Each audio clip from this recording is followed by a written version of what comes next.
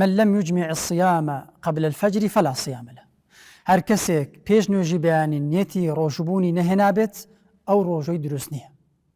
دەبێت هەموو شەوێک ئێمە نیەتەکانمان بهێنین یاخود تەنها سەرەتای مانگەکە نیەتی هەموو مانگەکە بە یەکجار بهێنین.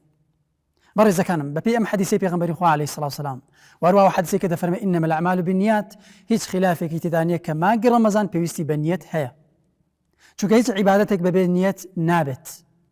بەڵام شێوازی نیەت هێنانی مانگی ڕەمەزان ئەوە نییە کە تۆ شەوانە دابنیشی دوای نوێژی عیشا بە زمان بڵێ من بەیانی بە ڕۆژوو دەبم 2 ڕەمەزان 5 ڕەمەزان ئەوجا بڵێ الله ئەکبەر. پێویست بەو ناکە کە تۆ دەری بڕی بە زمانت یان ڕێخستنێکی بۆ بکەیت، بەڵکو نیەت یعنی بڕیاریش لە دڵەوە دەدرێت. تۆ لە دڵەوە بڕیار دەدەیت کە بەیانی بۆ خوای پەروەردگار بە ڕۆژوو دەبیت. جا هەموو شەوێک ئەم بڕیار و نیەتەی خۆت نوێ دەکەیەوە، ئەمە شتێکی باشە و سونەتە. لە سەرەتای مانگەکە بڕیاری ئەوە دەدەی هەموو مانگەکە بە یەکجار بگیری و نیەتی هەمووی دەهێنی، دیسان لەسەر ڕێی بەشێک لە عولەمان هیچ کێشەی نییە و دروستە. بەمەرجێک ئەوەی ئەو کەسێکەوە لە سەرەتاوە نیەتی هەموو مانگەکە دەهێنێت بەمەرجێکەوە لە ئەسنای مانگی ڕەمەزان قەطع و پچڕانی تێنەکەوێت. یعنی بۆن لە 15 ڕەمەزان کابرا نەخۆش دەکەوێت ئەو ڕۆژە بە ڕۆژوو نابێت. کە 16 ڕەمەزان دەگرێت بە ڕۆژوو دەبێتەوە یان 20 ڕەمەزان چاک دەبێتەوە دەبێت دووبارە نیەت بهێنێتەوە چونکە پچڕانی تێکەوتووە. خوای گەورە عیبادەتی هەموو لایەکمان قبوڵ بکات.